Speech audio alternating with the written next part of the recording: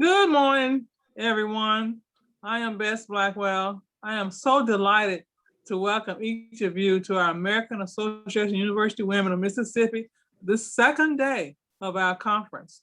We're so delighted to have our members, our guests, our student affiliates, and all those who are actively involved in planning this convention. We want to thank you for being with us today. I want to thank our students and our student affiliates and all our members and guests, because AAUW mission and values are very important to all of us who are members. And we pray that those who are not members will consider becoming a member and continue to help us to support our American Association of University Women's mission and values. So again, welcome this morning.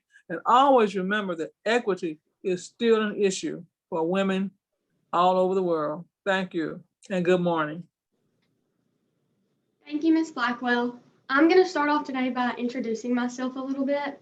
My name is Anna Kaitlyn Ashley, and I'm a sophomore business and communications major at Copiah Lincoln Community College here in Wesson. I serve as the president of Phi Beta Lambda, which is the premier business organization among colleges and universities. I'm so excited to serve as moderator of the Hope presentation and conversations today.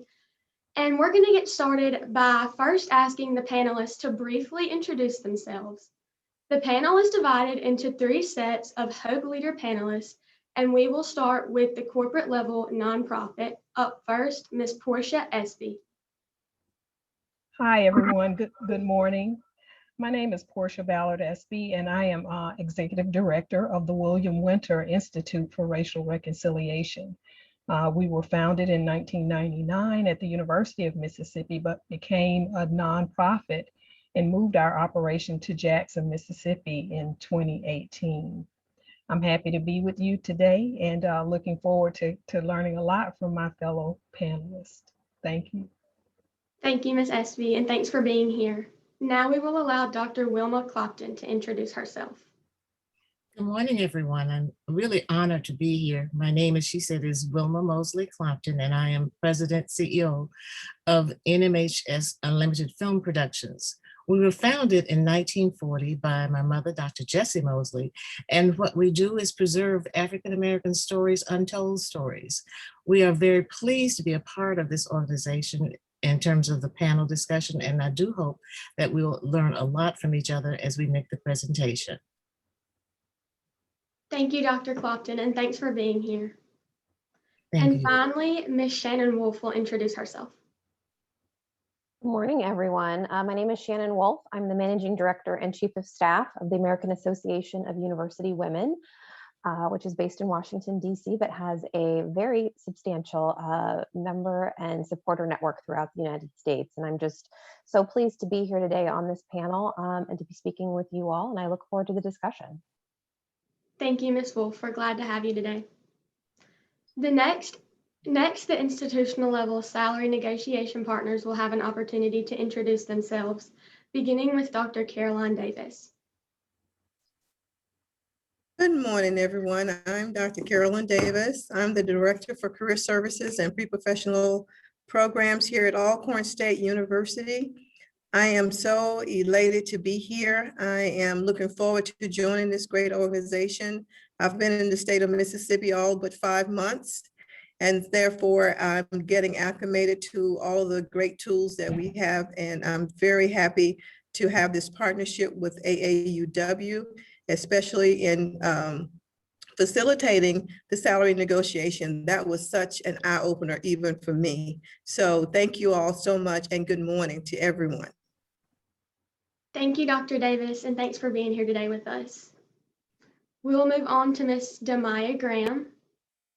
Yes, good morning, everyone. I am excited to be here. I am the Career Services and Pre-Professional Coordinator for Alcorn State University.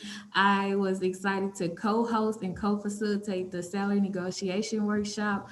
Professional development and helping students gain them experiential learning opportunities is my passion at the moment. I also have to say I am a proud graduate of Mississippi University for Women who introduced me to AAUW. Dr. Dr. Rainey, Dr. Purcell. I'm just excited to be here and to bring it to Alcorn State and letting Dr. Davis allow me to have it here at Alcorn State. So thank you for having me. Thank you, Ms. Graham. We're glad you're here today. Now we will allow Ms. Mia Smith to introduce herself. Well, good morning. My name is Mia Smith, and I am the Director of Programs at AAUW's National Office in Washington, D.C. I, too, am excited to be a part of this conversation. And while in D.C., I'm happy to see some familiar faces with Dr. Davis and Demyia, who work really closely with us to help empower students at Alcorn State. So thank you for allowing me to share. And also thank you to Kay and the AAUW Mississippi leadership for hosting this amazing conference or convention, excuse me. Thank you, Ms. Smith, and thank you for being here today.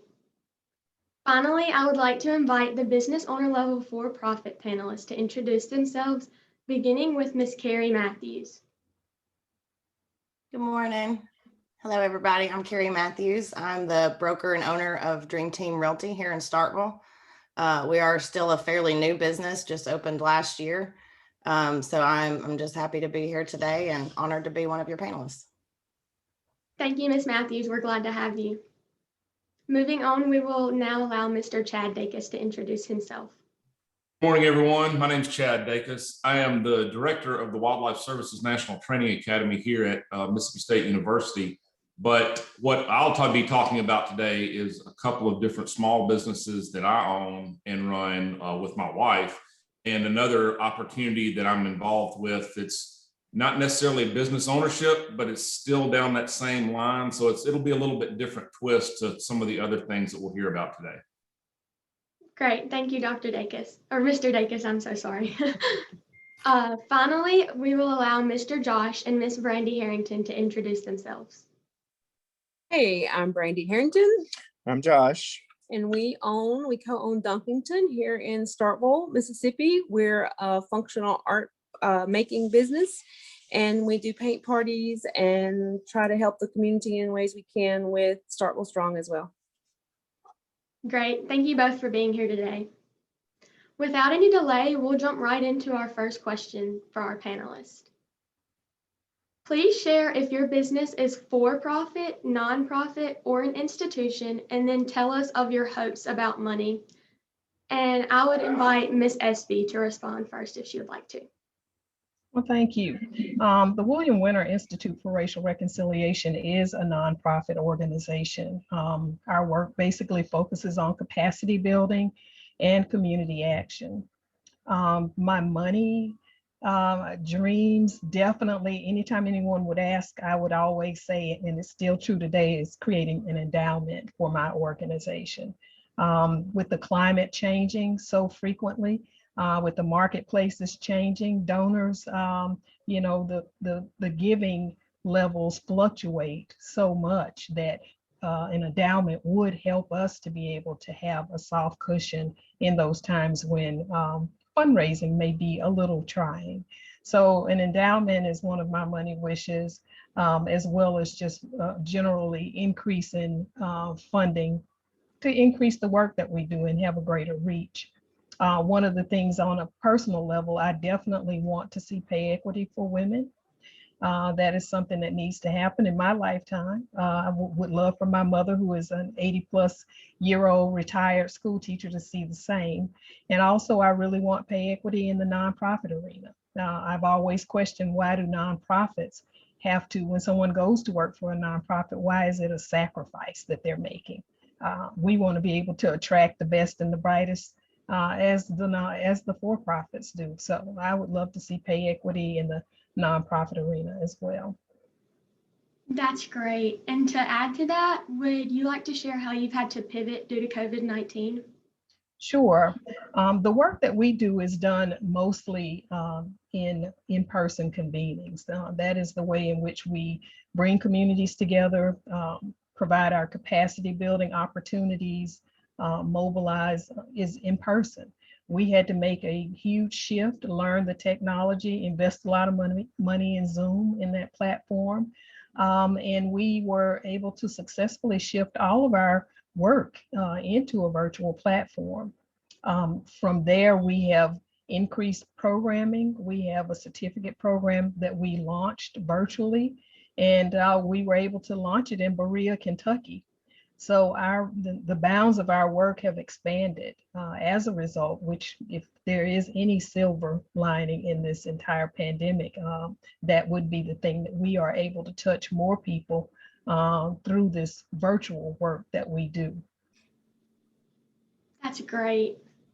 And at this time, any of the other panelists are welcome to jump in and share their answer to this question. I can reread it if you need me to. So I'll be one of the ones to comment on that, because I have to agree with Dr. Espy in terms of what I call not-for-profit mentality. We at NMHS Unlimited very much run ours as a business, and like any other business, because it is important that I feel our staff is paid what they should be paid because of the type of work that we do. If I did not have good staff, then we would not be able to produce the videos about untold Mississippi African American stories or write the books to go with them. So it is imperative that we maintain that kind of attitude. In terms of COVID, it actually has been an interesting blessing for us, because we have reached larger audiences with the things that we produce. We're just finishing up a 5-week series on the legacy of courage, and we're talking about courage as it is inherited, is generational. We also work in terms of having residual income, so we produce product. As Dr. Espy said, the pool of money is drying up. It has been for a long time, but we try to do product that we know people will buy. We work with grants, and that has helped us maintain a level that we would not have been able to maintain normally. In terms of pay equity, I really find that a difficult process in the field in which I am currently in as a filmmaker, because it's so competitive, and being a female filmmaker is even more difficult to have people say, we will pay you the same amount that we will pay a male. And it's also interesting that anytime I have a male person on my staff or out filming with me, people always think that that is the person in charge. So we're all facing these interesting opportunities as we continue. So pay equity and respect for female, is extremely important, not only in the past, but in the future, if we're going to have pay equity. To that, do you think you will continue with the changes that you've made because of the COVID-19 climate, since you've been able to reach a larger audience? I certainly will, because it has been very beneficial for us.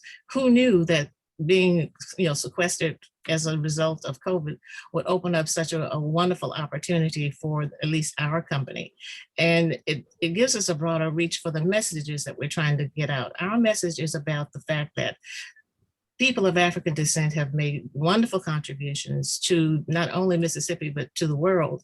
And now we're able to showcase that broader platform by using Zoom, which, yes, we did invest in Zoom too. So by using Zoom to reach these audiences. That's amazing. And I think it's really great. I think pretty much anybody, as much bad things that have happened due to COVID-19, I think that everyone can find a silver lining, and I think that's great. And I would just like to add that I really appreciate hearing what Dr. Espy and Dr. Clopton said in terms of actually being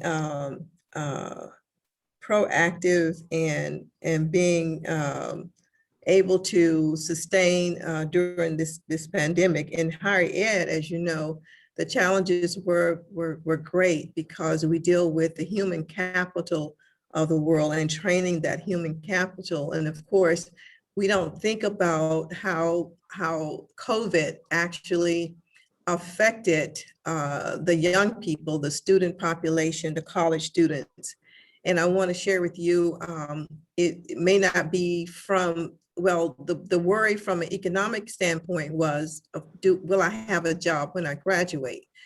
And so the challenges and the mental challenges that our students have faced due to COVID have created sort of a challenge for career services in order to help our students to get refocused and not feel as though there are no jobs, because a lot of people did lose their jobs and so forth and so on. But what we have discovered is that the ecosystem has changed, and the way we look at service delivery and work and the world of work has changed to the point where our students are, and our faculty and our deans, we're working closely together to be able to work with industry to showcase within the curriculum what are the tools students need to be able to make that transition in a pandemic, in a climate of pandemic and uncertainty.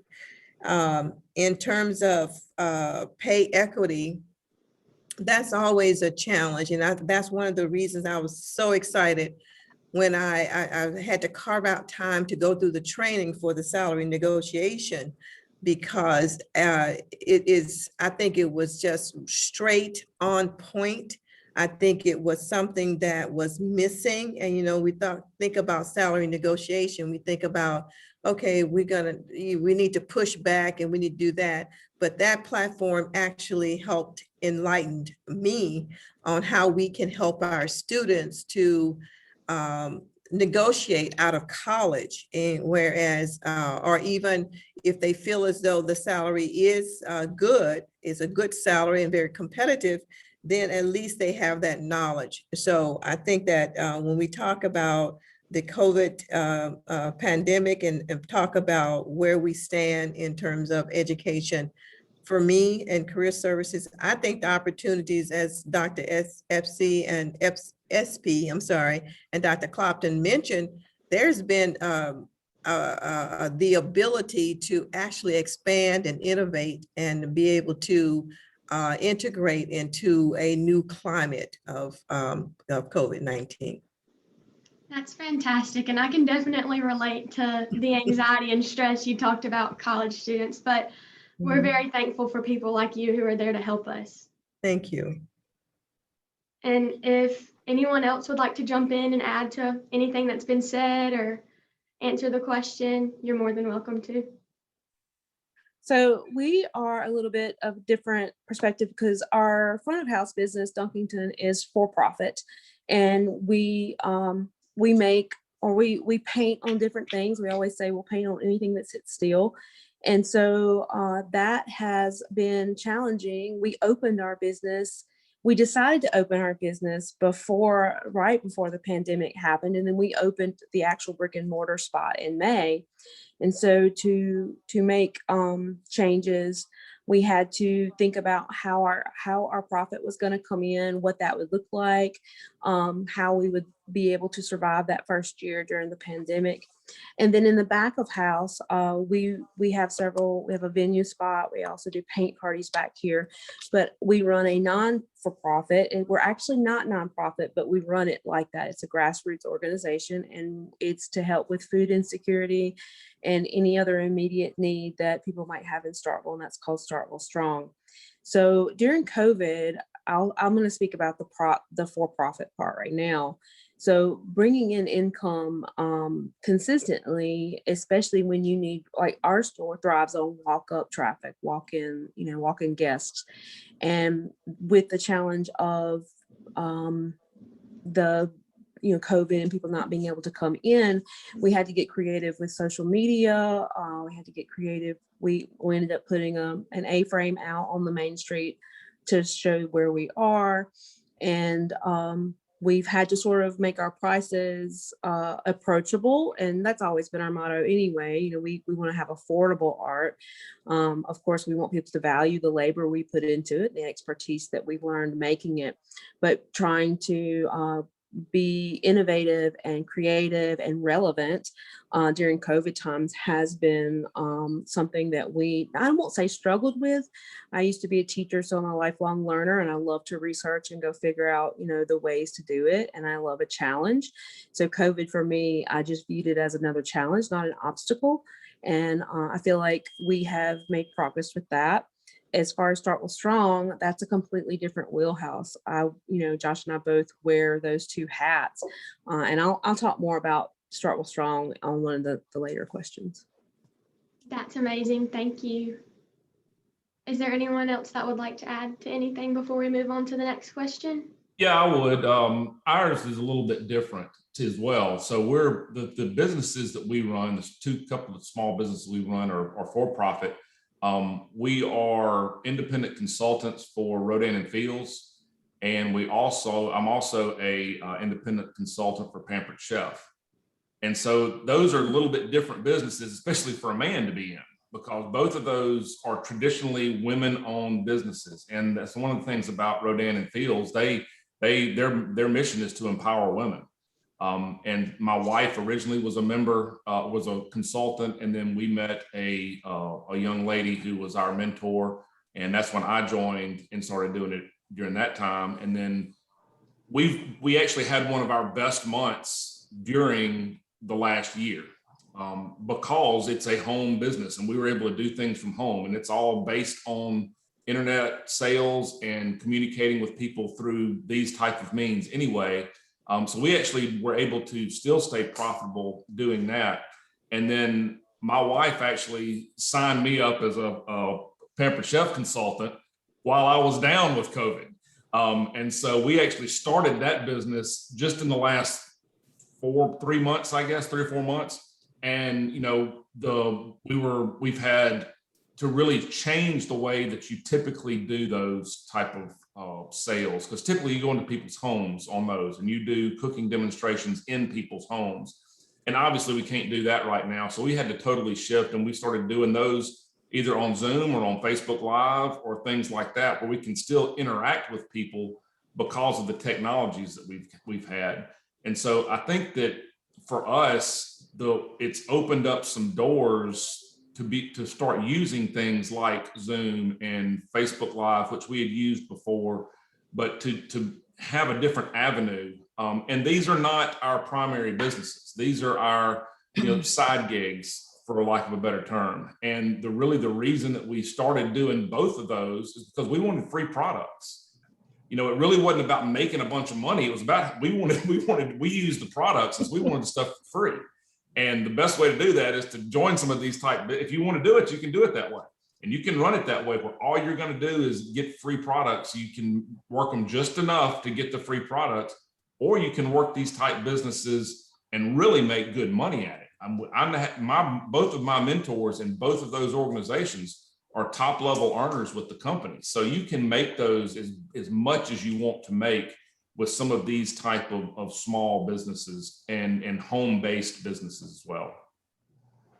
That's great. And I know a few people too have become successful in Rodan and Fields and have definitely taken advantage of some of the products that y'all offer. So that's great. Yeah, they're great. And that's another thing too. And we probably are going to kind of touch on this at some point, but it's really important in order for you to be successful in whatever you do. It doesn't matter what you do. If you're a grass cutter, if you're a professor, if you are a salesperson or what, it doesn't matter. You have to be passionate about what you do in order to be successful. And if you're passionate about your products, about your service, about your organization, then you will be successful at that.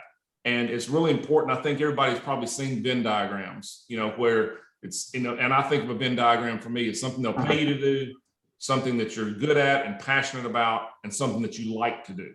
And if you can find those three, where all those three overlap, and you can hit the center point of that, you're going to be successful in whatever you do. That's great. And if no one has anything else to add to this question, that will lead us right into our next question of how have you used your passion for your product to stay profitable, and have these keys to staying successful been challenged by the pandemic? Dr. Davis, would you like to respond first? Yes, that's a great question. My passion is for student success and career development. And and in terms of profitable, I'm going to take it from what it does for me when I am able to come up with a solution or way to solve a problem that our students face. And so I remember I'm from Houston, Texas. I worked for the last 13 years at Houston Community College. So during COVID, when COVID hit, I was at Houston Community College, and I remember I was part of the Chancellor's Leadership organization at the time, going through the whole training. And he came to us just before, I think it was in January, February. It was in February at a retreat. And he asked us to think about what are some of the things or challenges that the institution would face if we had to go on virtual. And so I remember that question. And so when you talk about staying profitable, I think about, being a person or leadership who is a visionary, who don't wait until a pandemic hit. But if you see it coming, to start making those plans and those paradigm shifts in how you are delivering the services. So when organizations, and especially colleges, those who were caught off guard, who did not have all of their platforms in place, who had not set it up where you can remotely log into a secure network to approve time for people and that kind of thing, it actually affected everybody in the organization. But for us, it did not, because our leadership was very proactive. So my passion is for making sure that I am proactive in what I do to make sure that when our students are in need of something, that I'm already a step ahead of them, to be able to not just to wait until I'm asked for something, but to bring it, bring it to them. And so these keys have, I think, have added to my success as a career development professional, because I had even started, I'm also certified through the National Career Development Association as one of the instructors to train individual professionals to achieve their certifications. And so, and that's a certifications because of my class, they can achieve several. And so I'd already set up an online platform, because a lot of the professionals were distant learners. And so that also helped me to stay profitable, because I could, through those tools that I've already set up, can go ahead and transition to deliver my course content. That's great, Dr. Davis, and very insightful. Thank you. Welcome. Is there anyone that would like to add to that? Yes. I am not a for-profit, but I have to agree wholeheartedly with Dr. Davis. One of the things that we did to make sure that we could shift to the virtual setting, once we heard that COVID was on its way to the US, I challenged my 3 program leads. We have 3 programmatic areas: community and capacity building, youth engagement, and policy and civic engagement. I asked them to come up with scenarios. Let us know, how would you shift your work if we have to go virtual? And it was just a matter of clicking a switch. Once we knew we were going to be sheltering in place, those plans went into place, immediately. And we've all been challenged with learning the technology. But one of the things that we have decided is that once things, quote, go back to normal, and we don't know what normal is going to look like, we will run in parallel the way that we did prior to COVID, as well as keep some of those things that we're doing now virtually. In the event that something else should happen, we already have this up and running. Those people who are not in the area, who are not in Mississippi, who cannot be with us in person, can still participate in our programming. So we are going to run those 2 parallel, just so that we are prepared for whatever may happen in the future. So I would say, as a national staffer at AAUW, advancing equity for women and girls through advocacy, education, and research has been our mission for 140 years. So, staying true to our mission with a willingness to be nimble and adaptable to these current needs, I think has truly served us well. I like to say that being an advocate for equity, and I think that's who we are, requires us to keep our ear to the ground and be connected to what our targeted populations say they need. I think also what's been exciting about even in this conversation is everyone's willingness to grow. And I think that has really modeled a behavior for the younger people and those we're really trying to touch. You may not always have the answers, or you might have this amazing plan that you think you're gonna roll out as soon as you graduate, and then a pandemic happens. So what do you do? So I think honestly, we have, as an organization in particular, have truly modeled the behavior. So how do you continue to push forward? How do you stay true to your mission? How do you stay true to your passion, even when things don't always add up? So I think that's something that we're very proud about, and to hear testimonials on this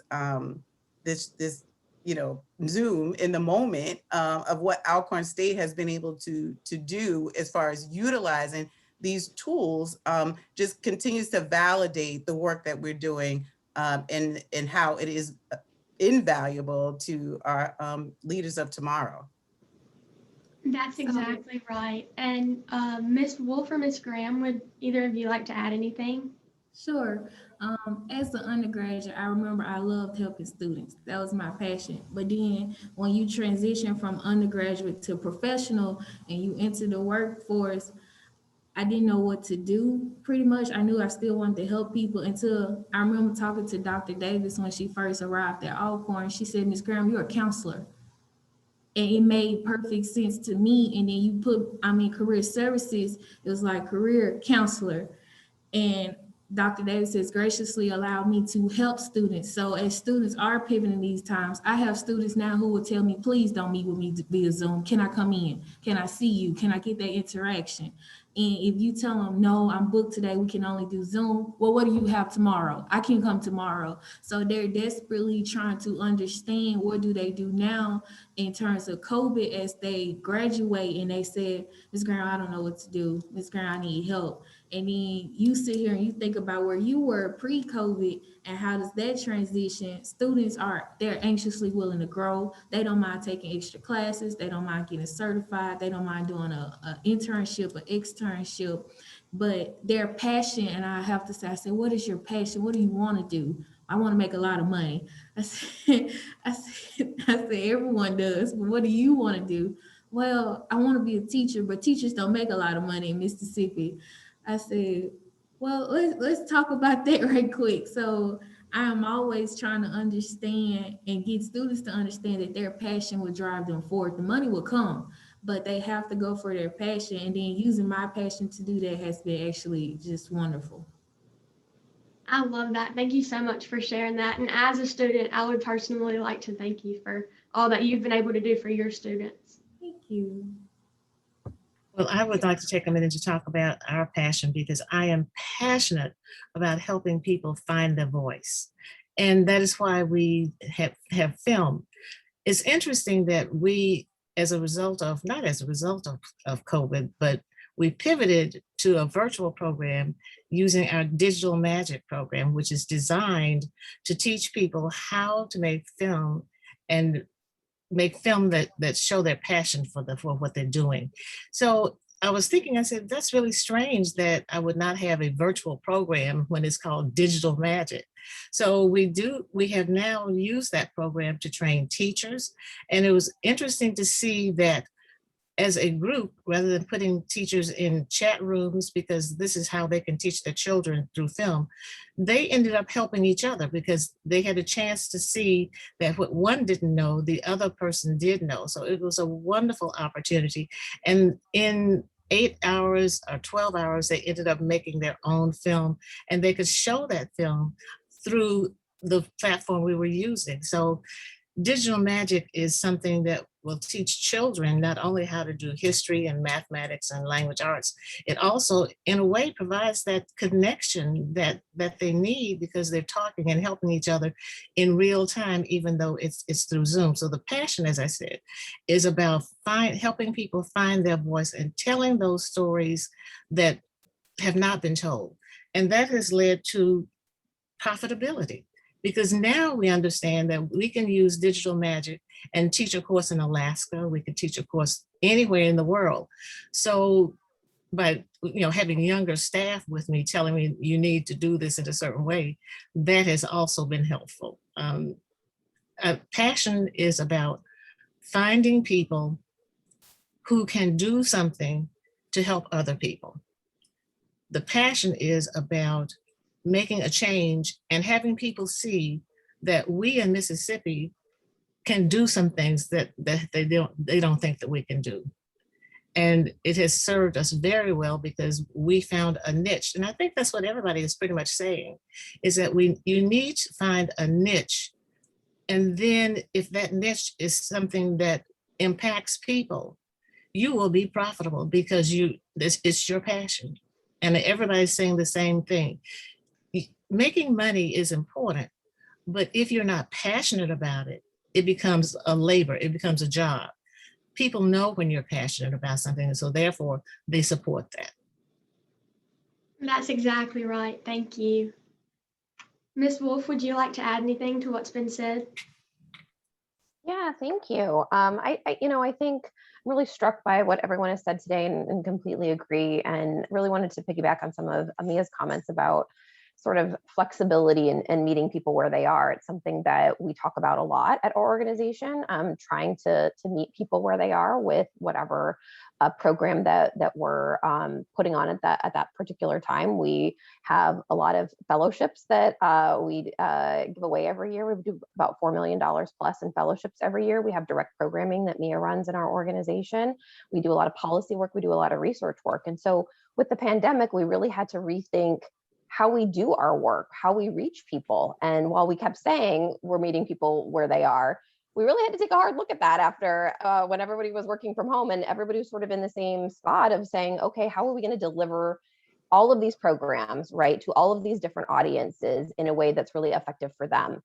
And I think that process of really thinking through all of that has really benefited us a lot. In addition to all the programs that we do at the national office, we also have a very robust membership. And a lot of those meetings were held in person prior to the pandemic. And boy, this whole Zoom revolution has really opened a lot of people's eyes to how you can do more work and reach so many more people through these medium. And so I'm really looking forward to seeing sort of as we come out of our current state, as the situation continues to evolve, hopefully moving forward with more of a hybrid model, as Dr. Espy had spoke about with her organization, really not going back to it has to be all in person or not, but that we really are in a different place. The world has changed since COVID has begun, and really making sure that we're listening to our constituents, that we are understanding what their needs are, excuse me, and that we're moving towards that in the most effective way that we can. Because if we're not doing that, then we are not really fulfilling our mission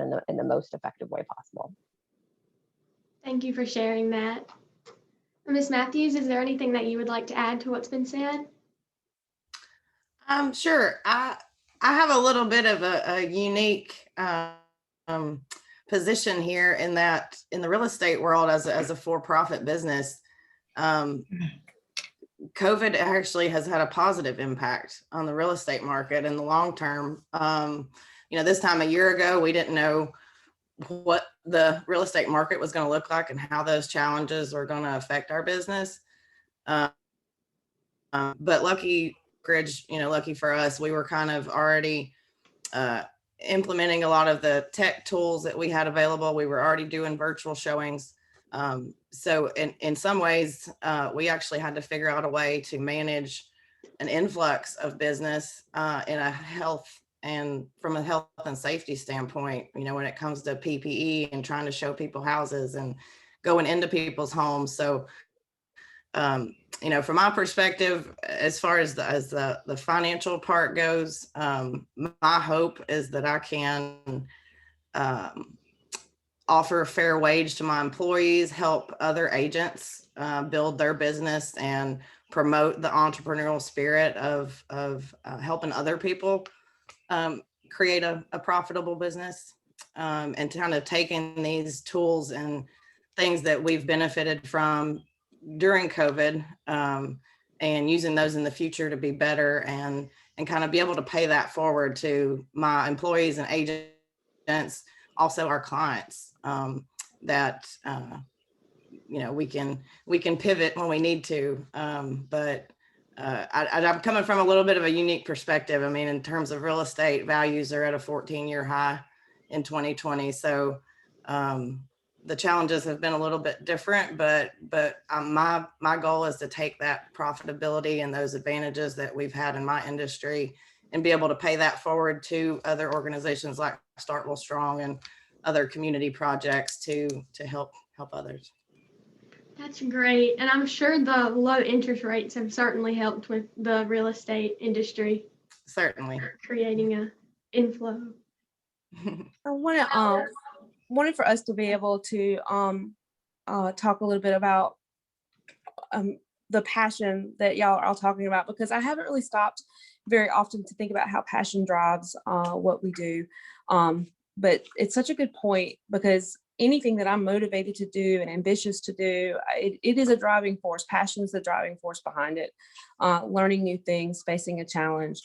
And one of the ways that we have been able to, I guess, turn that passion into profit for our front of house business is just being creative. And one of the ways during the beginning of the pandemic, when we first started, you know, we decided on the brick and mortar, pandemic hit, and instead of panicking, we just sort of turned that energy into something that we could use to get us going. And one of those ways was actually Josh's idea. We decided to do art boxes. So taking our version of art, what we do is called acrylic pouring, and we did not come up with it. It's been popular overseas, and they made it here for about 6 or 7 years. But we did make it unique in a way that we create it not on canvas, but we use it to create functional art. So, for example, we pour on wine glasses. We have different shapes and cutouts that we do. And, but going back to the art boxes, these were a way for us to get our product, or at least something similar to that, in a home. So, during the beginning of the pandemic, I think we sold about 280 of these art boxes. And since people were afraid to really even get out at the time, I think we were actually under the stay home, stay safe. And so we delivered. So we would go and deliver these art boxes. And that was a way that we sort of survived in that first month or two until the traffic in stores sort of started to pick up. And so part of our creativity was to continue to be relevant by expanding our product line, trying to come up with new things so that when people come in the store or they see our social media, it's not the same thing each time. And then we really, one of the things that I think is really important to us is to make our pieces affordable and accessible. So you can come in and see a beautiful, you know, wine glass, and, you know, it's not going to cost you a Main Street price. I call it Main Street pricing. And even in Starkville has everything here costs more. Kerri, I'm sure you can agree that just everything costs more here. But that's like, for me, and making it accessible is part of making it affordable. And everything we do is customizable. You can get custom colors, you can get custom shapes, and we work with you. You can even come in and help us paint it if you want to have that experience. And so all of those options, and I think options is the key word, especially during these tough times of how to be relevant and still profitable, is to have all of those options to engage your audience, to engage in not just about how they can get a piece from you, but about how you do your work. And so that transition to the social media approach and marketing, and including live videos. We do lives.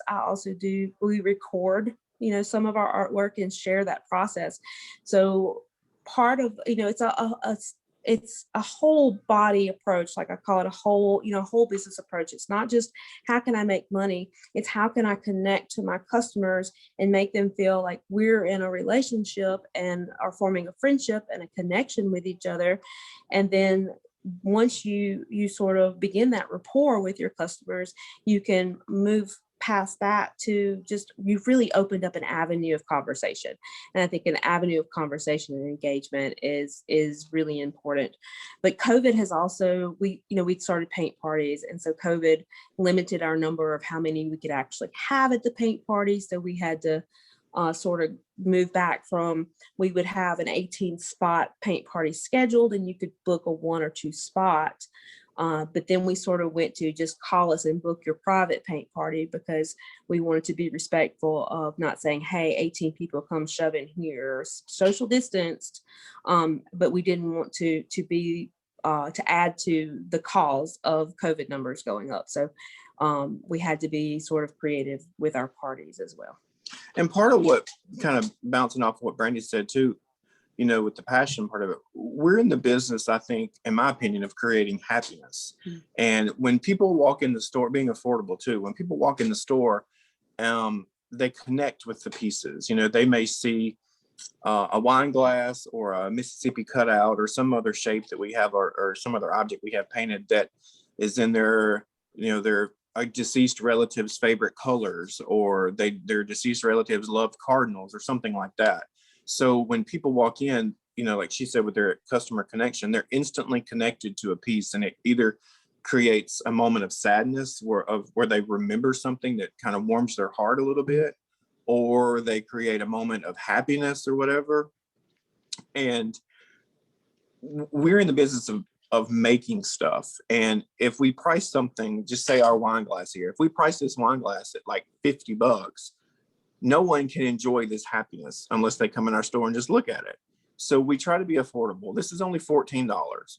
We priced everything so if someone comes in and they like it, they can buy it and take it home with them, and take that happiness home with them, so that number one, it creates a return customer base, and number two, it just makes them happy. Every time they pick it up, they think of the relative they thought of, or they think of a happy place, or they think of us or something. So we're in the business of creating happy memories for people, and being able to provide that's been really, really fun, I think.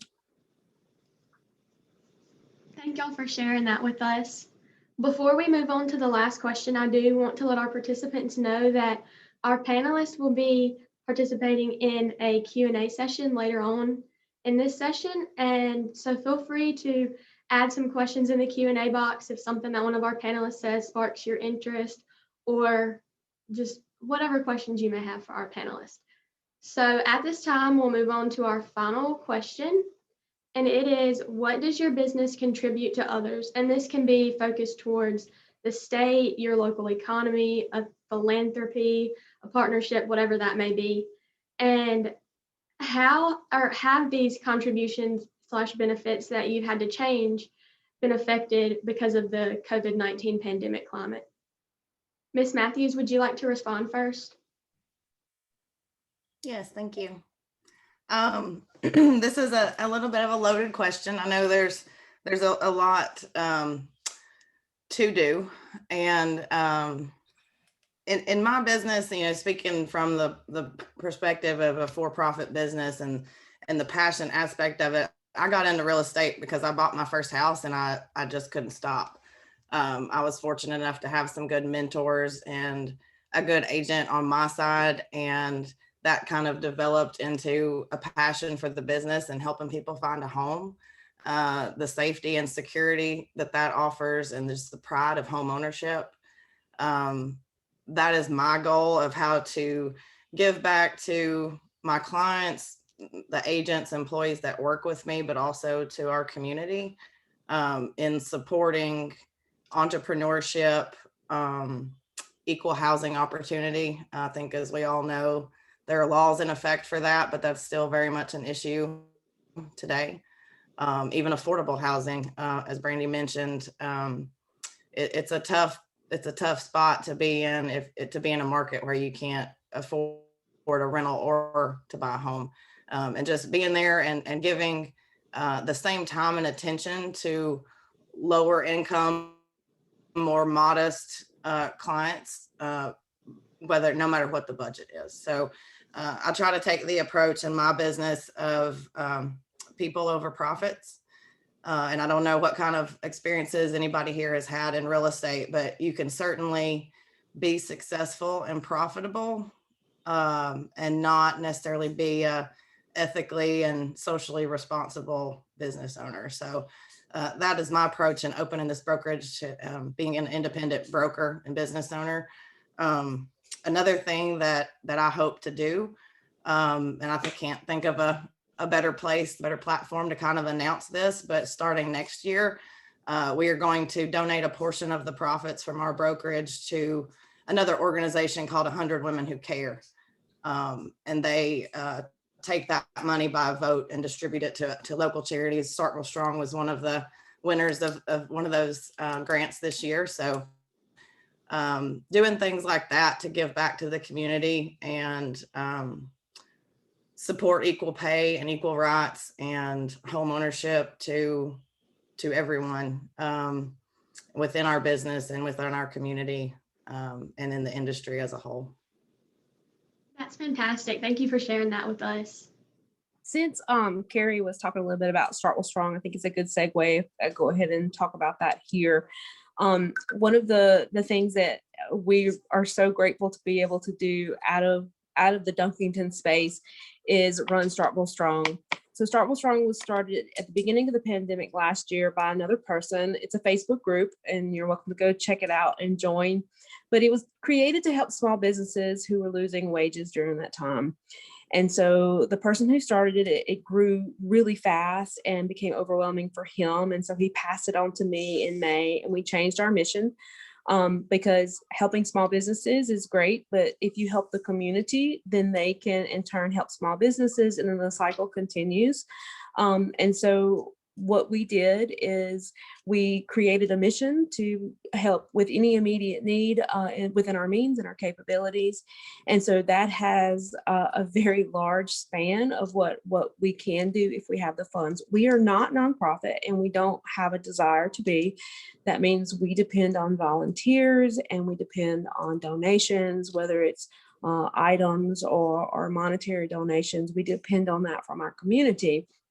But Starkville Strong, talking about equality or equity, and Starkville Strong for me is the way that we link, progression from seeing poverty, seeing the struggle, seeing it as a statistic, because most of us do. Most of us, you see a statistic or you hear about poverty and you associate that with, well, I don't see that, or I don't have a connection with that.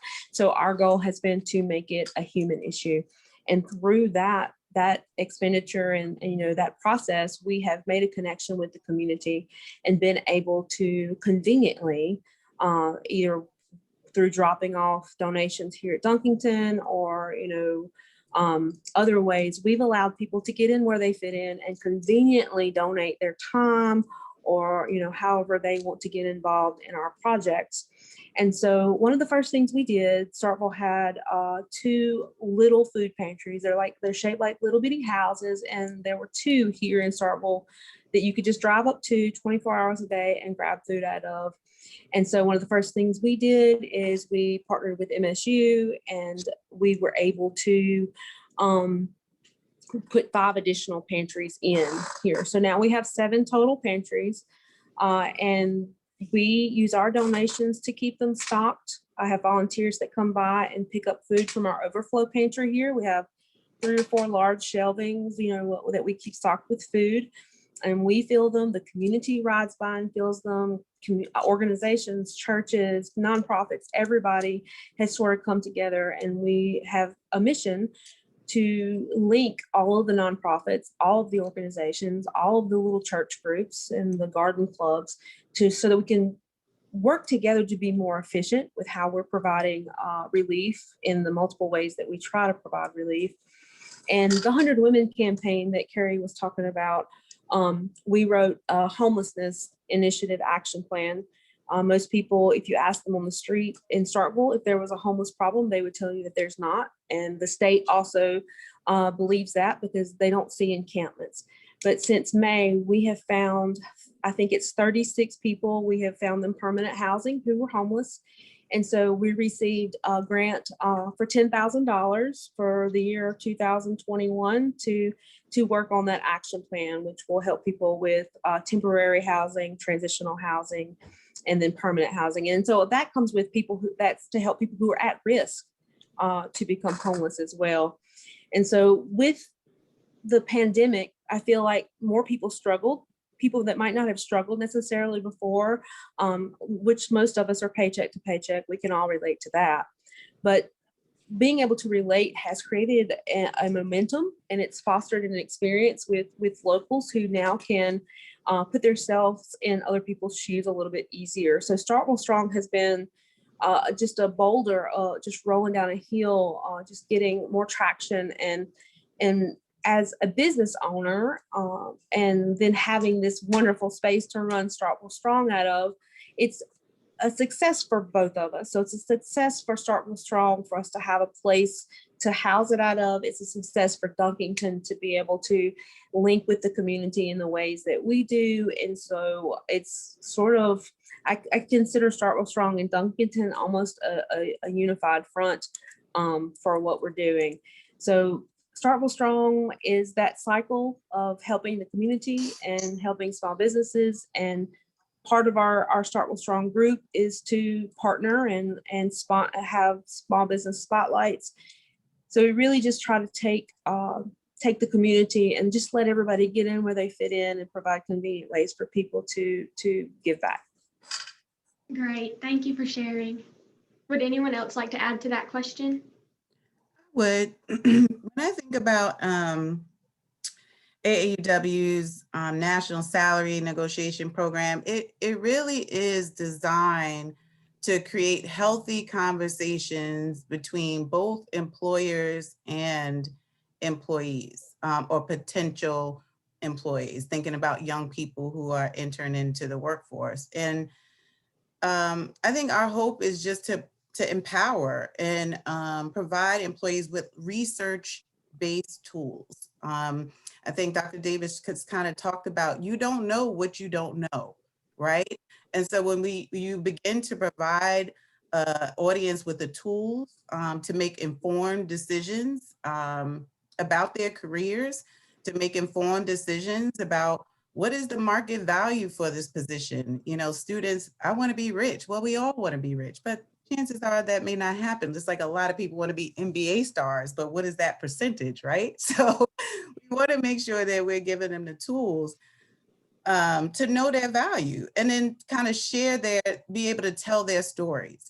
How do you share your value? How do you create your own value statement so that when you have the conversation with a potential employer, you're able to, sell yourself. And I think we have to be confident in that shift, especially with women, because, we haven't been trained necessarily to talk publicly about salaries and to, advocate for ourselves publicly. And so I think it's important that we continue to have a dialogue with a employer and employee. Is not us against them.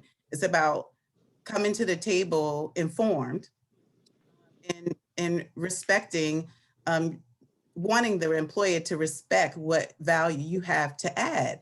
And when employees are really paid their worth, they stay. And that is a win-win situation for everybody involved. Thank you. We've got about 2 minutes left for this segment today. So would anyone else like to share how they give back before we move on to the next segment? I would just like to add briefly, one of the things that we're doing here at Alcorn is also looking at, in terms of career development, looking at how we can encourage our students who would like to become entrepreneurs. And so we've connected with the Mississippi Entrepreneurship Forum. It's one of them. And we also are connected with the HBCU Entrepreneurship Forum out of Washington, DC. And the third thing is we are becoming a registered apprenticeship program through the U.S. Department of Labor.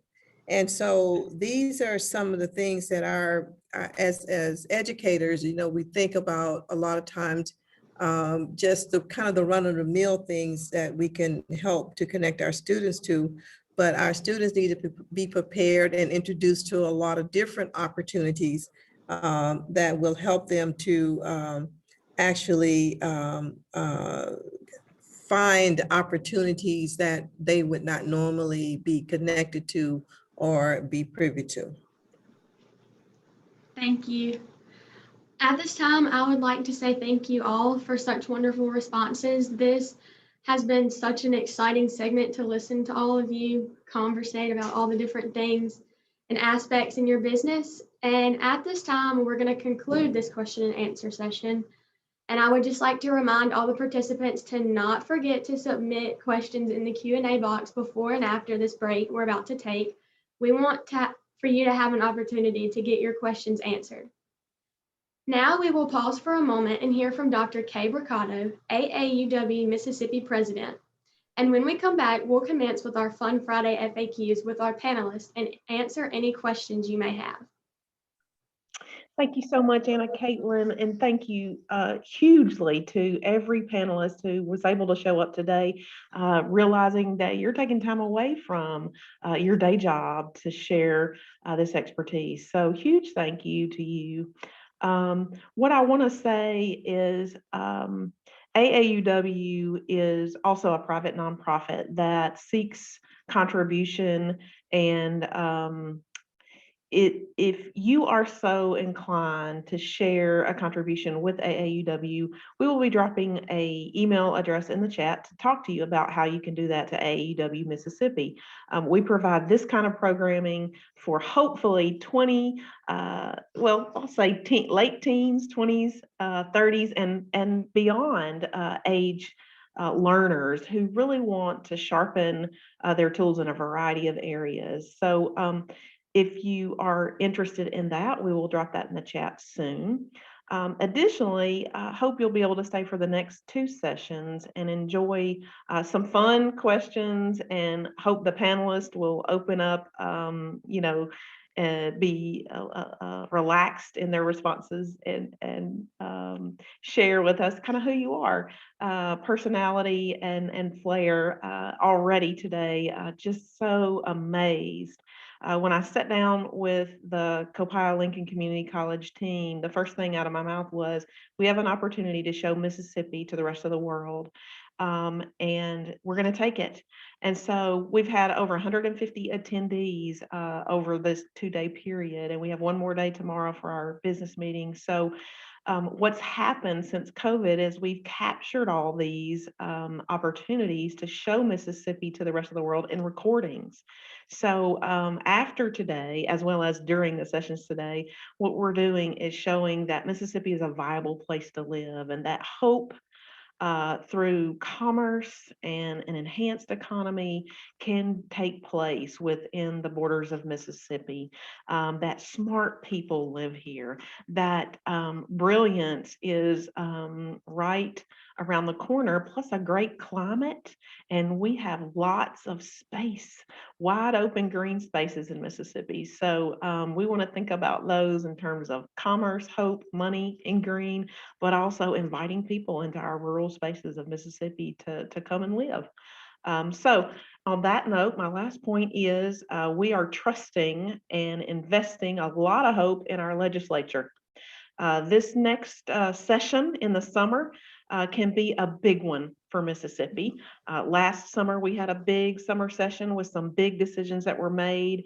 And we are hoping that pay equity, equal pay for equal work with teeth legislation gets passed, something very robust.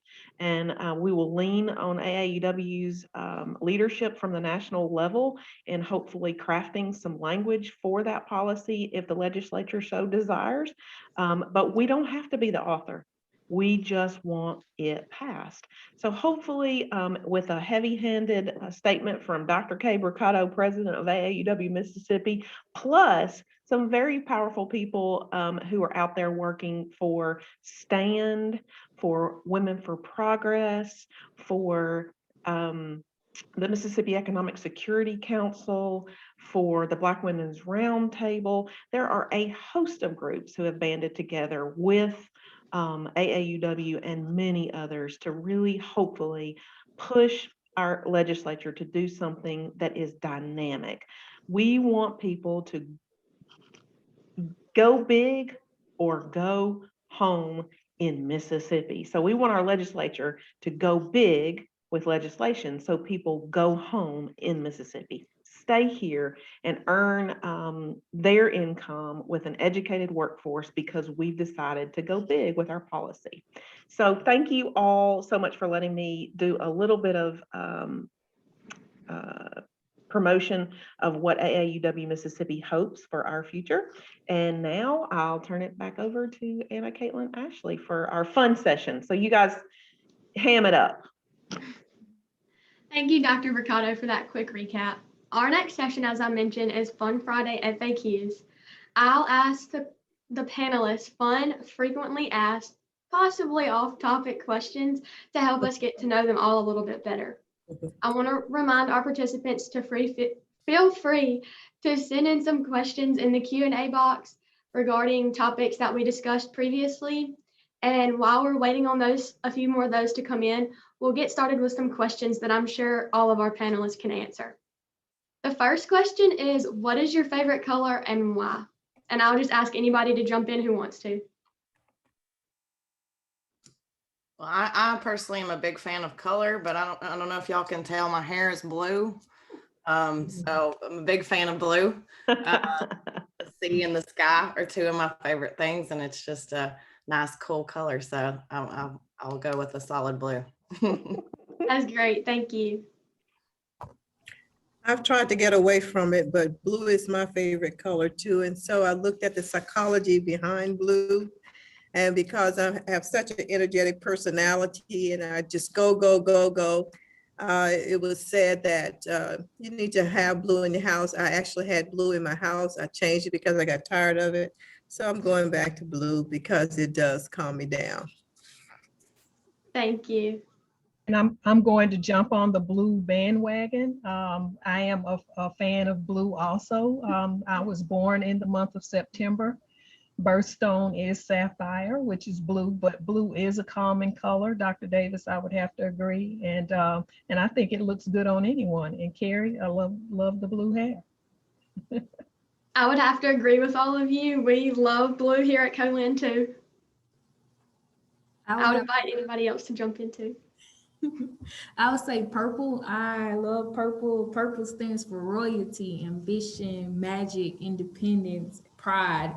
And I feel like all of that describes me to a T. So I love purple, deep, beautiful, rich purple. Alcorn colors are just gorgeous to me. That's great. Thank you. I'm gonna have to go with maroon. It's Maroon Friday, Mississippi State maroon. I'm gonna have to go with maroon.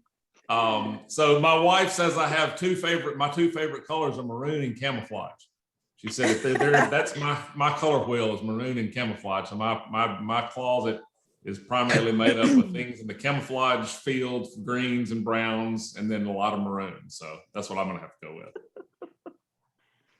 I would have to say I'm more of a fan of red and blue, but it's okay. We can still be friends. No, we can't have that now. Would anybody else like to share about their favorite color?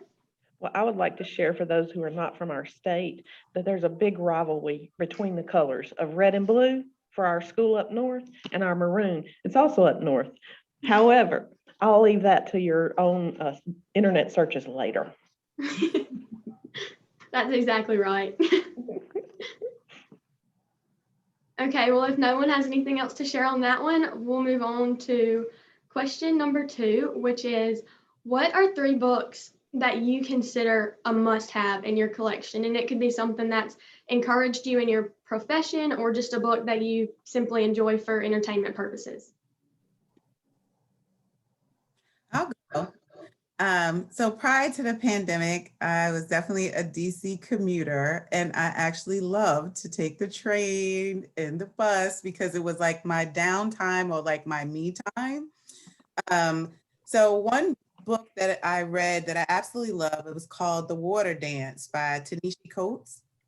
And it was so exciting because you know how you get one of those books and you don't want to stop turning the page, and you get to work and you're like, okay, I need to stop here because I'm not going to be able to get through the day. So I hadn't had, fiction that I was that connected to until I read the Harry Potter series. Yes, I have the Harry Potter series.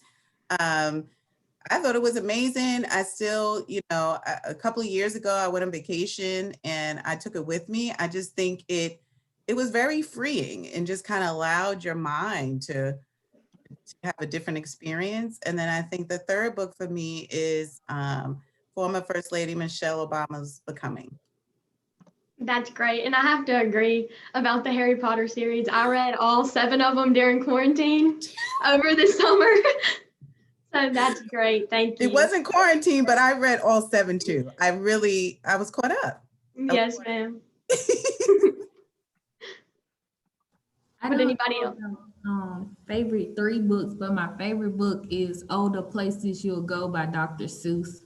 I read it after I graduated college, and it made me cry. So I have no idea where that came from, but it's a wonderful book anyone can read at any point in their lives. That's great. One of the thing, a friend of mine gave me the Daily Stoic book, and for me, I need reminders of, just to center myself, ground myself, find balance, and I need that reminder constantly because I can tend to go and go and go and go. And so the Daily Stoic, it doesn't matter, even though it's laid out to be a specific calendar day to read. Sometimes I just open it and flip it to a page and read it, and it just reminds me to stay centered and grounded and focused on what really matters. I want to mention The Awakening by Kate Chopin. I used to hate to read. I hated it because teachers told me what to read. And in 11th grade, my teacher gave me the opportunity to choose, and I fell in love with reading then. And yes, Harry Potter, I read it all. It's like in 3 days, I would read the book when they would come out. So for me, I'm not a big reader myself, but one of our local authors, I forgot his name now. John Bateman wrote a book, Who Killed Buster Sparkle, and I got involved in that, and it was really interesting. And it's the weirdest thing. It's about ghosts and drag queens. It's wow, but it was entertaining. So yeah, it gets a chance to support a local writer. So that's great. I have to agree that reading is a lot better when you get to choose what you want to read. Absolutely. My 3 books, the first one was The 8th Habit by Stephen Covey. I was at a friend of a friend's house and she had it, and I became intrigued because of course I read the 7 habits. I said the 8th habit. And so it's not what you think it is. And so it's actually about finding your voice, and finding your voice is about finding your passion. And this is something we talked about. The other one was The Leadership Challenge, How to Make Extraordinary Things Happen in an Organization. This was something I read in graduate school working on my doctorate, but my president from my former college actually had us to read it, and we had to take an assessment, and the assessment had to be from 3 levels. one above you, yourself, and one below. And I thought that was very good to be able to see and anonymously what people thought about you. And I was very happy that I did not score very low. I scored very high. And then the third one was The Firm by John Grisham. I picked that up at a friend's house and I read it all the way on the plane, and I couldn't go to sleep until I finished reading that book. And so those are my three. Thank you for sharing those. Would anybody else like to add to this question? I think I must be the self-help nonfiction junkie of the group here. Some of my favorite authors are Michael Pollan, Brene Brown. I love those kind of books. Another one that I read not long ago, and I like to change it up. I'm kind of sporadic when it comes to the things I like to read. But When Things Fall Apart by Pema Chandran, I think mindfulness and balance and intentional living has kind of been where my mind has gone during COVID, and trying to apply those things in my business so that when things get crazy, you're not just feeling like you're going to explode and being pulled in so many different directions. So that's kind of how I enjoy reading and try to relate it to business and daily life. That's great. Kerri, I'm so glad you said something different, because I'm sitting here thinking 3 books. Because anything that is history, as far as I'm concerned, because what we do are film based on African American history. So anything that is history related is something that would be important for someone to have in their library. I guess I'm so focused on the historical aspect that I don't take the time to read all of the others. And then when I'm not reading history, I'm tired. So I just do so much research that, that's it. I wish I could think of one book. The one book I would suggest it be in anybody's library, and it's out of print now because it was written by my mother, and it was the first book on Mississippi African American history, called The Negro in Mississippi History, which has a lot of play on that word itself. So I have some copies if anybody wants one, but that would be the one book I think that needs to be in everybody's library as it relates to Mississippi African American history, because we focus on telling stories that have not been told and telling it from the African American perspective. We like to tell our own stories as opposed to people telling them for us. So, but thank you, Kerri, for opening that door. I would love to have a copy of that book, because I'm getting more acclimated into African American history. So it's a collector item. Email me at blackhistoryplus@yahoo.com. Anybody who's interested in that publication. We also have a whole slew of publications. At Yahoo? Yes, at yahoo.com. And if you're interested in African American history, go to www.blackhistoryplus.com. We have a whole bunch of books there and film on untold Mississippi African American history. The one person always says that it's really great that my film was short because she had ADD. So these are short films. The longest one might be 30 minutes, but they're intentionally short to be used in the classroom, because I think that information is not there. And this is an opportunity for parents to share and have discussions about.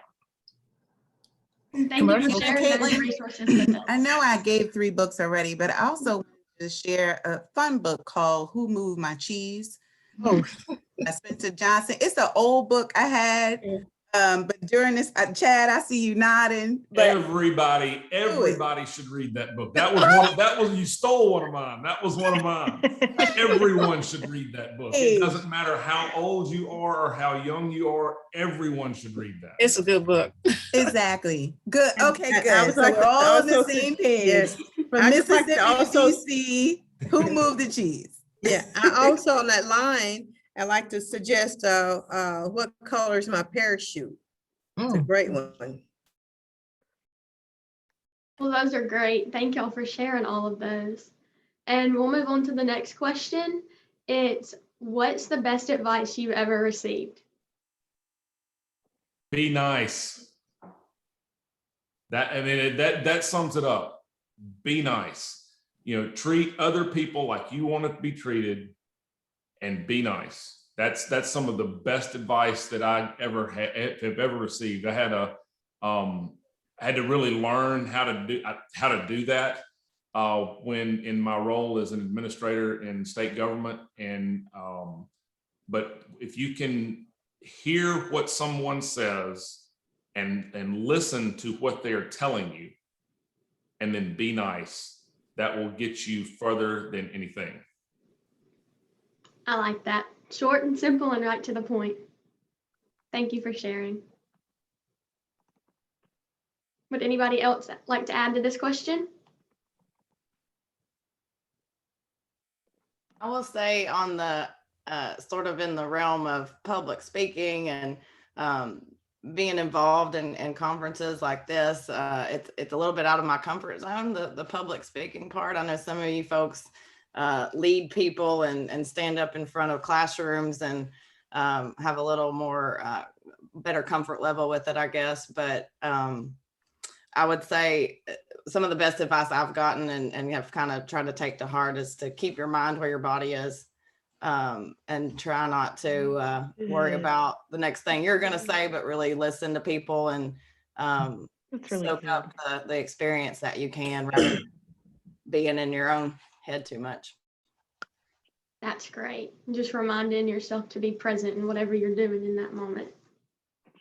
And one of the things that has resonated with me throughout my entire life was something my mother used to say is watch how you treat people, because you never know who you're talking to or where you will meet that person again. And so it's kind of on the model of do unto others, but I think it's even more applicable. And I just remembered, I worked for the city of Houston at the time. There was a mayor who had, and my boss, who was head of human resources, had actually interviewed the mayor for a job early on. And so when this lady became mayor, she hired her as the director of human resources.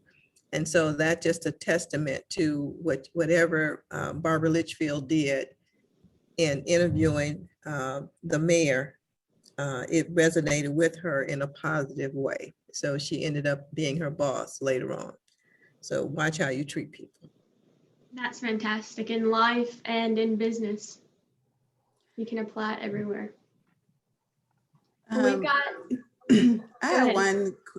I had a Congresswoman Waters compliment, and she said that I had mastered the fine line between persistence and harassment. So I actually, and I've taken that with me through my career. When you want something bad enough, and I really think this is sort of advice for young people, you know, you have to be your own best advocate. And there is that fine line between persistence and harassment. And it could be that extra email or that extra phone call that separates you from another candidate or an internship that's very competitive. So yes, we want to operate in integrity and be cordial, but make sure you master that fine line between persistence and harassment for things that you're passionate about. I would like to, if you got a compliment like that from Maxine Waters, you have high praise. Wow. If you had saw her face though, it was kind of, get what this girl wants, because I'm tired of hearing her call in this office. Would anybody else like to add anything? If not, we'll move on to the next question. If you could meet a famous historical figure, who would it be and what would you say to them?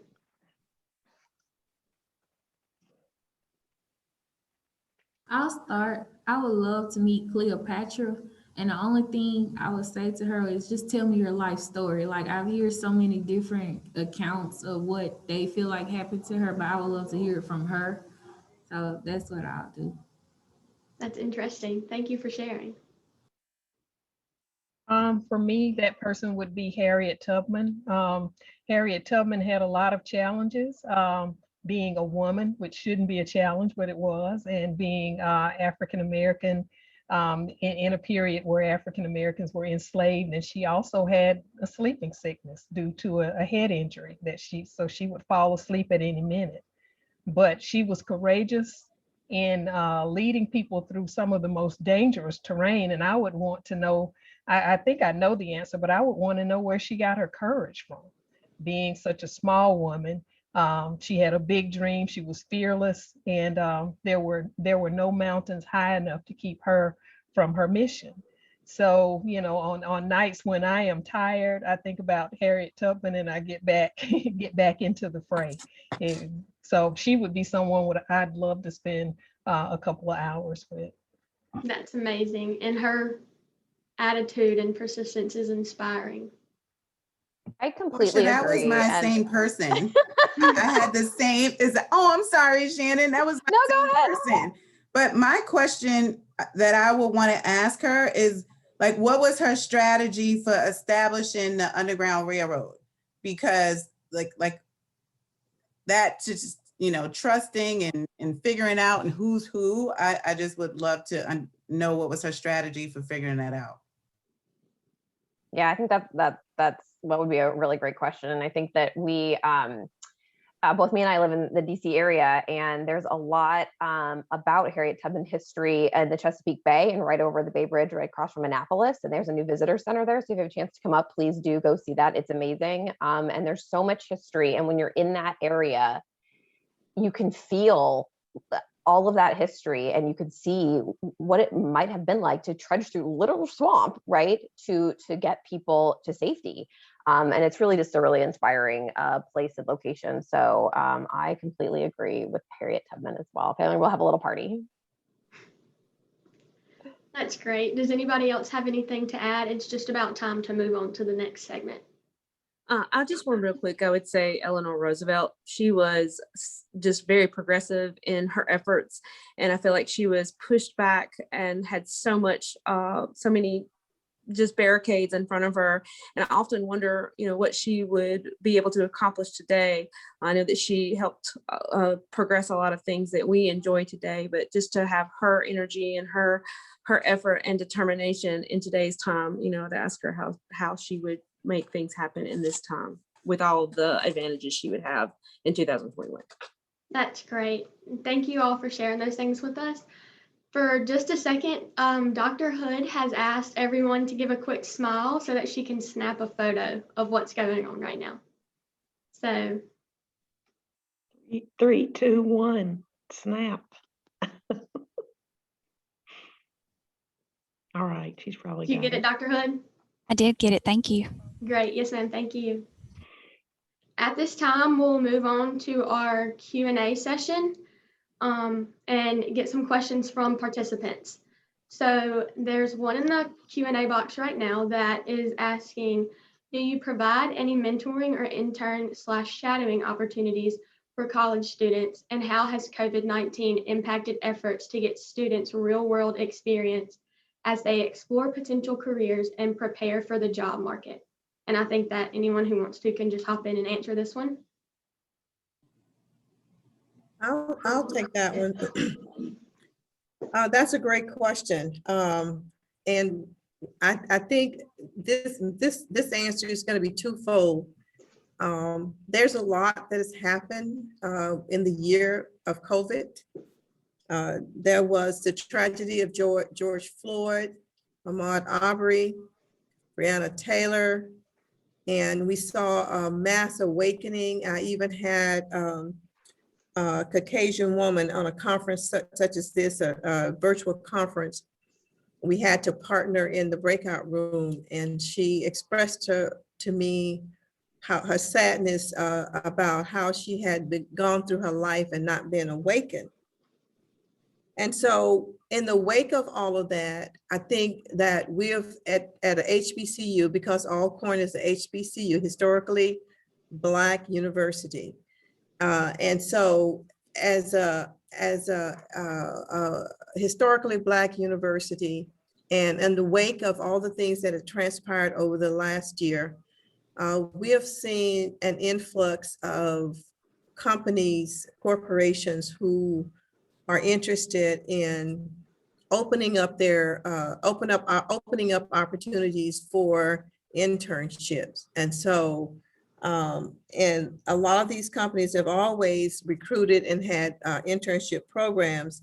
Others are just starting internship programs because they realize that this is a way they can become connected and give back and create opportunity and equity.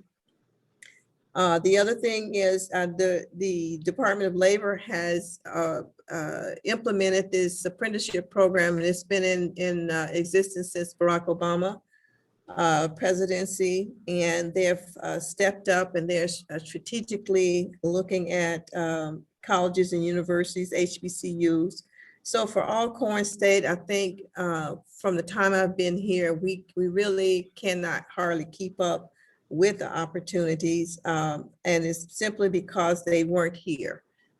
People were not, there were a lot of companies that were recruiting from here, but there were even thousands of more that were not. So I think that for us, that we have actually been able to leverage all the things that have happened tragically. Unfortunately, it kind of sickens me a little bit to think that it took that to get to this point, but that's the reality. Yes, ma'am. Thank you for sharing. I'd like to invite any of our other panelists. Yeah, AAUW does have internship opportunities from time to time. I would encourage anyone interested to go to our website, aauw.org, the national office, and if there are opportunities, it would be posted under jobs.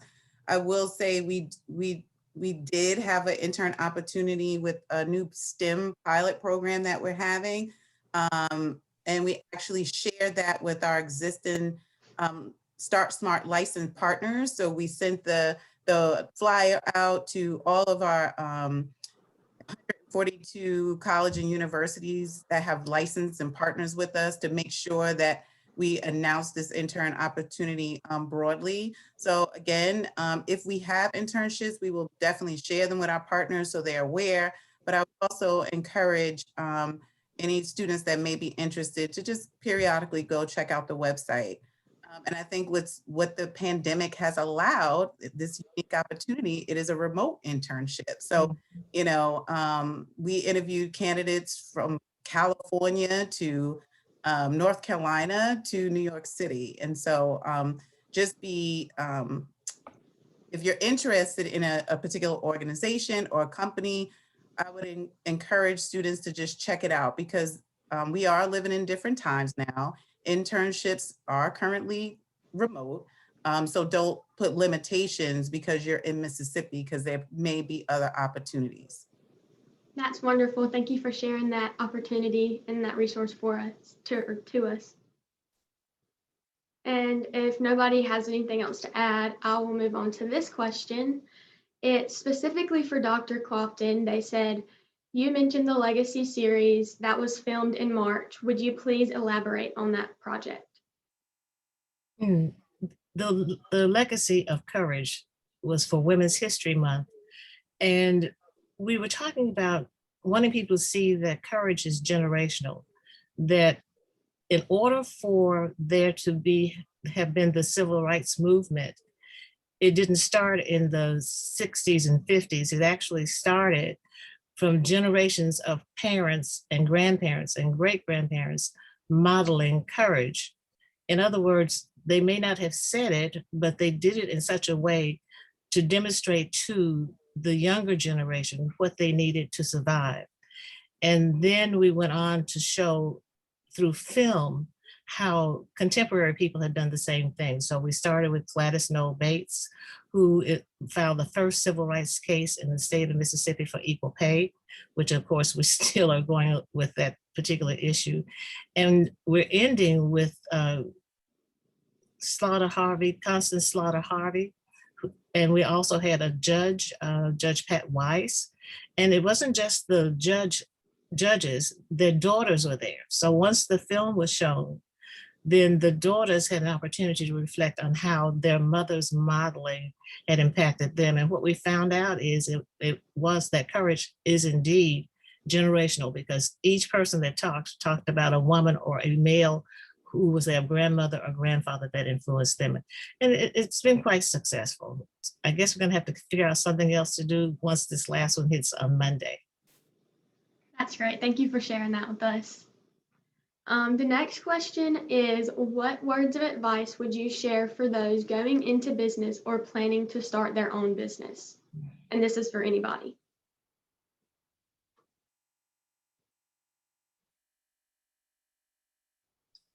I guess I'll jump in, having started 50 million businesses.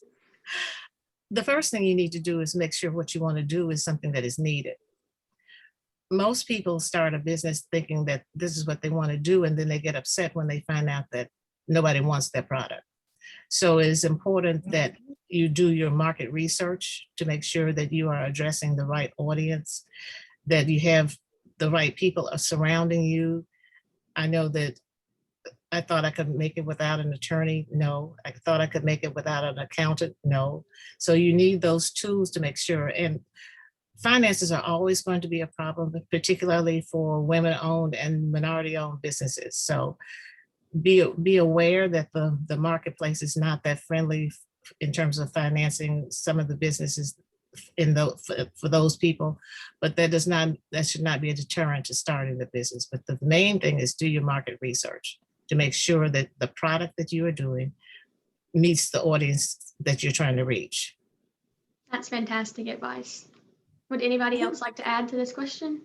I think that one of the main things that we could offer is to adjust your expectations. You hear of these businesses and these startups, and I'll give you an example here in town. It's called Glow, and they are an international phenomenon and just started up from nothing and are making millions of dollars now. That more than likely is like the NBA player that you were talking about earlier. That's going to be a small percentage of people that's going to happen to.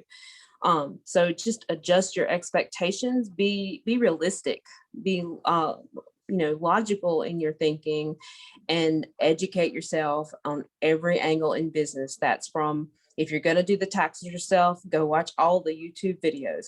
If you're going to, try to do social marketing in an innovative way, go do all of your research, because the better you are prepared with information in your wheelhouse, the better you can react to it.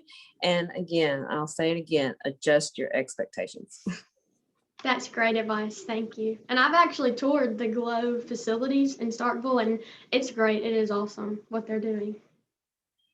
Does anybody else have anything to add to that one? I would agree. Oh, you can go first. You can go. I was just going to say, I would agree with all of those things when it comes to being an entrepreneur and being a business owner.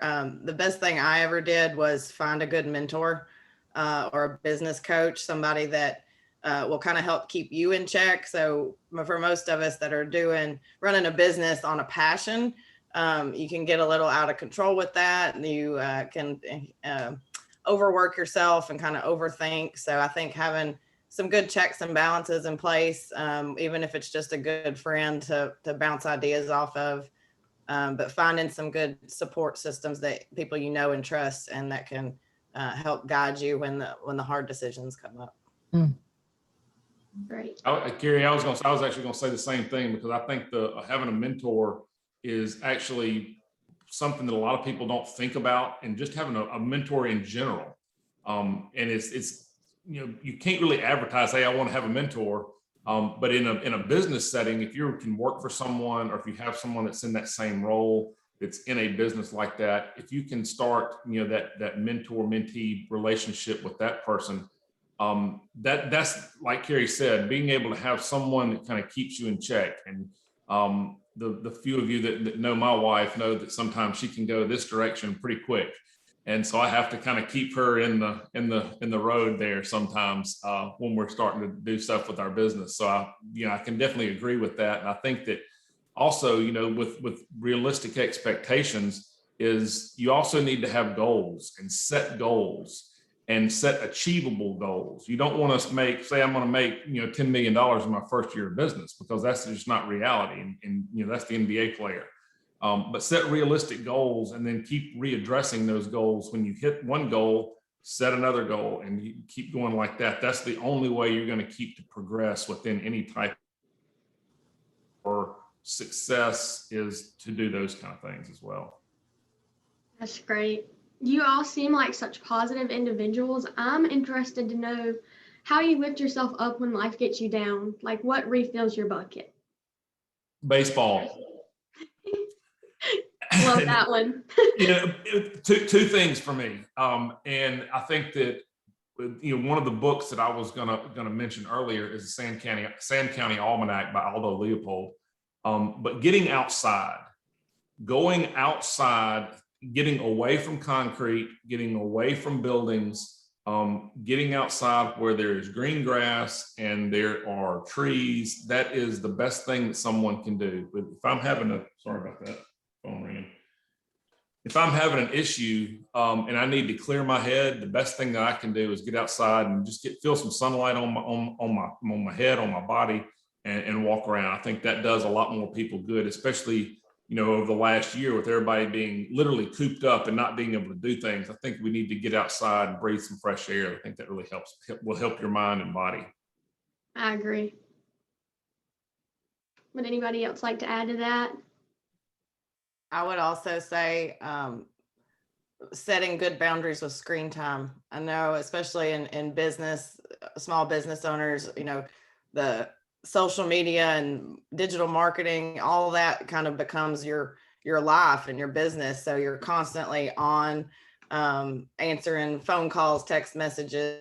The best thing I ever did was find the do not disturb function on my iPhone, even if it's just for 5 minutes. But finding a space in your day for me time that does not include looking at a screen, I think is really important.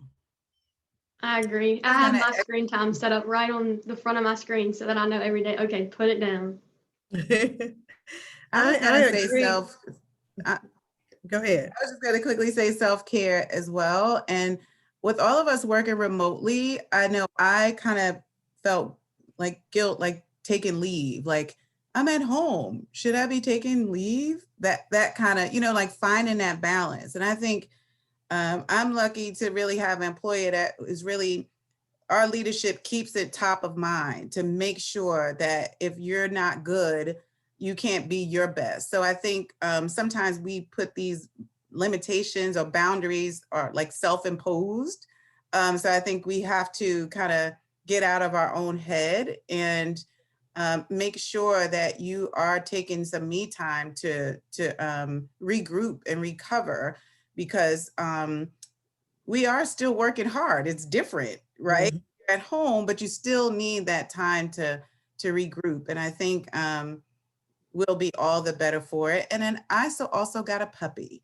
So I think animals and pets are an amazing way to allow you to just enjoy the little things. I just recently got a puppy too, so that's great. I agree with everything. I think, spending time doing something that's different and staying away from the noise of the news and looking at something that may be a little trashy sometimes, but maybe funny. I love comedy. I love drama, but I don't like cop shows. So I try to find, I love the HGTV. My husband knew that was my channel. And so that was a way to get away and dream and get your mind on something else. And as a result of that, I remodeled my kitchen and bathroom. So, I got the HGTV book. I didn't do it myself because, it would never get done. But I did get it done because I was inspired. But I also, I know that we are more than one dimensional. One of the things that I do like to do, I do like to decorate. And so I would find some things to do that would take my mind off of what was going on. So if you have a hobby, pick that back up. And if you don't have a hobby, think of one that you can do that will get your mind off of things. I agree. Miss Graham, it sounded like you had something to say. Would you like to share anything? Oh, sure. I love to sleep. And I find that I overexhaust myself completely. So I will sleep. I slept through a tree falling by my window. So that's how deep I sleep. So that's what I do to relax myself. So yeah, that works for me. I find that we exhaust ourselves. Sometimes we don't realize it until we physically are exhausted. I can relate with that one. I agree.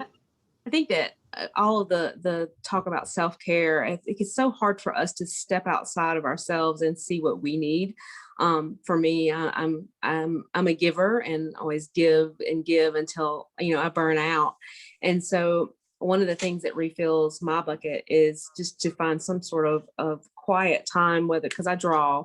So I sit down and it's my pen and my paper, and I like trashy things too. I watch Netflix and all of my stuff. And so being able to step outside of your immediate time frame and seeing, if I keep going at this pace, where am I going to be at next week? So being mindful enough of that so that you can refill your bucket is something that is really important to focus on. That's great. And we'll move on to the next question for Dr. or Miss Portia Espy. Is what opportunities can faculty and students avail themselves of through the William Winter Institute? That's a great question. Our roots were at the University of Mississippi. We were there for 18 years, and we still do a lot of work with colleges and universities. I mentioned earlier that we launched our certificate program during the pandemic. It's a train the trainer to do healing circle work that we do. And that was launched at Berea College in Kentucky. And so that's one of the opportunities that we have. We go on college campuses to help organizations on the campuses, institutes on the campuses, departments on the campus that are interested in creating a better culture and understanding how to recruit and to mentor and to nurture diverse workers. And when we say diverse, race is definitely primarily one of the reasons that we get called in, but it's also because diversity can mean gender, it can mean socioeconomic background, education levels. So universities are always a partner with us in the various programs that they may sponsor on the campus. We do a lot of facilitated sessions, dialogue sessions, screenings. Sometimes campuses will have films that they will screen on the campus, and we will facilitate a dialogue session around the film after it's over. We have a Summer Youth Institute, and it's going into its 12th year this year, and it is grounded on college campus. It was at the University of Mississippi for the first 10 years, and it's a 9-day experiential program for rising high school sophomores and juniors. If they get into the program, everything is free. The only thing they have to do is get to the location. Again, it was in Oxford for a number of years. Our first year away from Oxford, we had it at Millsaps College. This year, we're partnering with Jackson State, and I think we have the University of Southern Miss lined up for a couple of years after that. So we are big partners with higher ed as well as K through 12. We had a very robust internship program when we were in, pre-pandemic, but we are still encouraging people who are interested in working with us as interns. In fact, I'm getting ready to bring on an intern because I'm trying to create a legislative scorecard for people in the community to use if they want to figure out how their representative has voted. Is this person voting in a way that I'd like for them to vote? So I have a college student who is being employed to create that scorecard for me. So there are opportunities for projects that we will work on where we can bring young people in, or those who remember being young can come in and also support us. We don't have an age limit on internships or support that people want to give us, but we are out in the community and open to conversations about any interaction that community members want to have with our organization. That's amazing. Thank you for sharing. And I just want to say thank you all for such wonderful responses to these questions. We're about to get ready to close on out, but I would like to offer this opportunity to allow our panelists to go ahead and share any final thoughts that you may have, any last things you want to share with the participants. I'd just like to say thanks to Kay for inviting myself and Ms. Graham to sit on this panel. I've been so enlightened, intrigued by all of you. I'm hoping to be able to reach out to you later on and likewise to me. I thank you for this opportunity and I look forward to connecting more with AAUW Mississippi. Thank you, Kay. Dr. Bracata, thank you. We've loved hearing from you today. And I would love to thank Kay too. Kay, great job. I know it's difficult putting a big conference together, even if it's virtual. It's still a convention and lots of moving pieces and parts, and you all have done a great job. And I want to give a hand clap of praise to AAUW.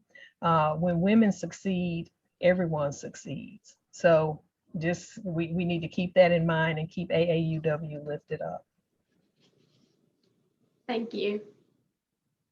So I would like to just take a moment to thank Dr. K too, because just for being kept in the loop.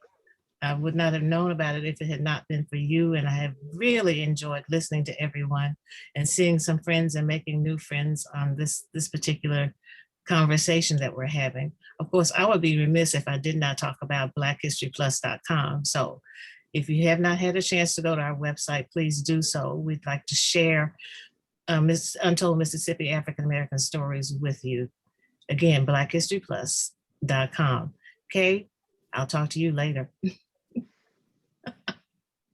I'll mirror the same sentiments. I'm just honored to be here. I'm a huge people person, so it's great to meet you all and kind of hear your perspectives and what you do. And I hope to work with you all in some capacity in the future through your organizations or just supporting what you do.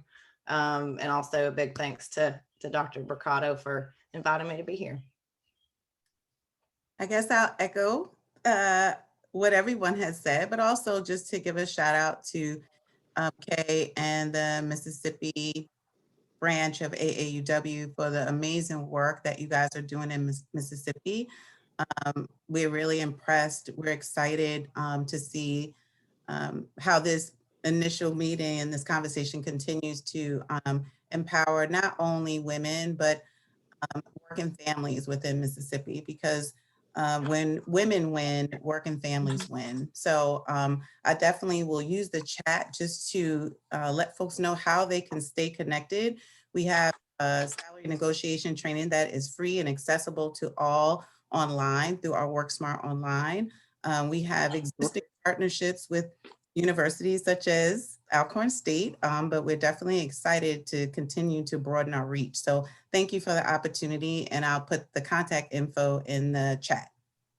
I'd just like to add, thank you so much, Ms. Smith, for your working with Alcorn State and that Start Smart program, and we're still excited. I'm still reeling from that. So we're looking to host it again. I know we had a window of time, but just know that that's in our wheelhouse and a part of our DNA from here on. I want to say that I have never heard of this organization, so getting to see your faces and learn a lot about what this organization is about has been enlightening for me and makes me feel even more empowered as a woman that this sort of movement is still getting so much traction and so many great professionals and just do-gooders who are out there to continue to make progress. So I am super grateful to have been involved. So just from the knowledge and the connection to this sort of organization. So thanks. I hope it's okay. I just posted my contact information in the chat for everybody. If anybody is interested in doing an internship, or if there's anything I can do to help as far as in the for-profit business sector, or anything to do with housing, I'm happy to talk, and feel free to reach out. Thank you. If not, go ahead. Oh, sorry. I just wanted to reiterate and say thanks for for having me and for putting this panel on. This has been a really amazing group of people and a really amazing chat this morning. So really thank you to Kay, Anna Kaitlyn, and Miss Nora. Thank you all. Yes, ma'am. Thank you for being here today. I'd like to shout out to Anna Kaitlyn. Round of applause for a collegian really crushing the day. Well done. Thank Well you. done. It takes a team. It takes a team to do this. A lot of you guys offer thanks to me, but you have no idea what Copiah Lincoln Community College's team did to make this happen. Blue Mountain College, Alcorn State University. So great work, everybody. Thank you all. Well, this concludes our session for today. And I would just like to say thank you for the opportunity to serve this organization today as moderator. I have thoroughly enjoyed hearing from each of you, and I'm left feeling very inspired. I would like to ask the participants to complete the post-conference survey when they exit the program. And at this time, I would like to turn the program over to past AAUW Mississippi Vice President of Membership and President of Mississippi University for Women, Ms. Nora Miller. Thank you, Anna Kaitlyn, and thank you all, the panelists. Kay, this was great. It'd be a lot more fun if we were all together, but I think we've been able to reach out to some people who wouldn't be able to have joined us in person. So we're expanding our reach. Since we're not all together, we would still like to have a picture of everyone. So before you leave, please take a moment and activate your video. And then we will go to a gallery screen and take a picture of everybody. So everyone, please put on your video. I think we need Bess Blackwell, Tiffany Perryman, and Demetria White, and we'll have all of us. And then Dr. Hood is going to count us down and snap that photo. Okay, Bess, good. are you available? Go ahead, Dr. Hood. This may be all we can get. Can we get Demyia back on here? It was good to see her. She's there. Okay. President Miller. All right, there you are. It's good to see you. We miss Yes, you. ma'am. The same. Okay. Go. There we go. There we go. All right. I think we've got everyone. Okay. Okay. So everybody pose Barbara, and smile. All right, here we go. 3. Oh, hold on. All right. 3, 2, 1. Got it? Got it. Thank y'all so All much. right. Great.